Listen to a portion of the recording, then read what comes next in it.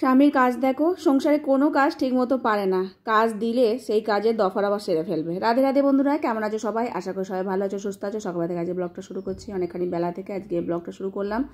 মানে এখন বাজে 8টা। তো আজকে রান্নাবান্না তাড়াতাড়ি করে বসায়নি, একটু দেরি করেই বসাবো। জয়িতা সকালবেলা স্কুল যায়নি, তারাও নেই, গোগো বেলাতেই কলেজ যাবে বলেছে। আর ভোরবেলা যে আরতিগুলো করেছিলাম সেই থালাটা ধোয়া হয়নি, এখন ধুয়ে নিচ্ছি, জব ফব করে বিছানা গুছিয়ে এখন রান্নাঘরে এসেছি, রান্না বসাবো। চালটা তুলে নিচ্ছি আর হাঁড়িতে জল বসিয়ে দিয়েছি, ভাত ডালটা বসায়। তো প্রভু যে একটু বেলাতেই অফিসে যাবে, তার আগে একটু কাজ সারতে বেরোবে, কিন্তু অফিসে যাবে না, পরে বেলাতে এসে খেয়ে দিয়ে বেরোবে। তো যাই হোক, আমি এখানে রান্না বসেছি।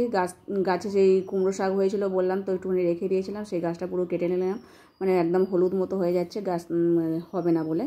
তো সেই কুমড়ো শাকটা আলু আর ফুলকপির ডাঁটা দিয়ে চচ্চড়ি করছি, তো ডাল বাটা দিয়ে করব। তো বেশি হয়নি, অল্প পরিমাণ মতোই শাক, আর ওদিকে একটু বাঁধাকপি ভাজছি। ডাল বাটা মানে বেটে আর সাঁতলে নিলাম। এখন শাকটাকে একটু মিষ্টি দিয়ে দেবো, খুব সুন্দর হয়। মানে শাক অল্প পরিমাণের মতো, যাই হোক, তাই ওই মাখো মাখো মতো হয়েছে, সেটাকে নামিয়ে নিয়েছি। ডালের ভাগটাই বেশি, এটাও বেশ ভালো লাগবে। এদিকে একটুখানি লাউ দিয়ে ডাল করেছি, আর গাছে কুমড়ো ফুল হয়েছিল একটা, সেটাকে একটু পকোড়া মতো করে নিয়েছি, আর বাঁধাকপি ভাজা, সাথে শসা, আর এই যে কুমড়ো ডাঁটার চচ্চড়িটা।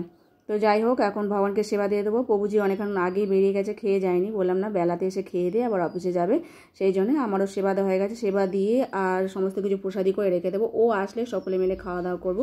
গোগো খেয়ে গেছে, ও একটু দেরি করেই গেছে কলেজে, তো কালকে রুটি ছিল, রুটি ভেজে দিয়েছিলাম, সেই খেয়ে গেছে। যাই হোক, আমি এখানে রান্নাঘরটা পরিষ্কার করে নিয়েছি, প্রসাদি সমস্ত কিছু করে নিয়ে রান্না সব গুছিয়ে আর রেখে দেবো শুকনো করে, ও যখন আসবে তখন খাওয়া দাওয়া করবো।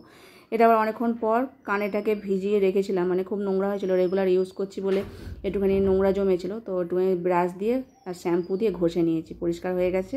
আর এদিকে সন্ধ্যেবেলা প্রভুজি বললো একটুখানি পিঠে করতে, নারকেল মাখা অনেক দিন ধরেই করে রেখেছি ফ্রিজে, তো বলছে যে করতে। তো আমি বললাম একা হাতে কতখানি করবো, তুমি একটু বসে বসে করো।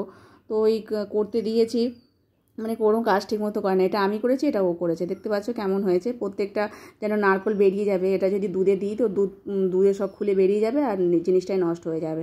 তো আমি আর কি করলাম, এটা প্রভুজির করা, তো দুটো একদিকে দুধ পুলি করবো, একদিকে ভাপা পিঠে করবো, সেই জন্য দুধ পুলিটা আমি যেগুলো করেছি সেগুলো দেবো, আর ভাপা পিঠেটা ওরগুলো দিচ্ছি, যাতে ফেটে গিয়ে যাতে নষ্ট না হয়ে যায়। ও শুধু নিজের কাজটা ভালো মতো পারে, নিজের অফিসের কাজ, সংসারে কোনো কাজ দিলে ঠিক মতো করতে পারে না। আমার বলবে যে আমি যেমন করবো তেমনই নিতে হবে, এর বেশি আর আমার দ্বারা হবে না। ওই চাপা দিয়ে দিলাম, আর 1 লিটার মতো দুধ বসিয়ে দিলাম, দিয়ে আর এখানে এখন যেগুলো আমি করেছি সেগুলো মানে ফাটবে না, এগুলো এটা ভালো হবে। যে দুধের মধ্যে যদি সব পুলি ফেটে যায় তাহলে একদম মাখা মতো হয়ে যাবে, সেটা ভালো লাগবে না, গোটা গোটা থাকলেই তো ভালো লাগে।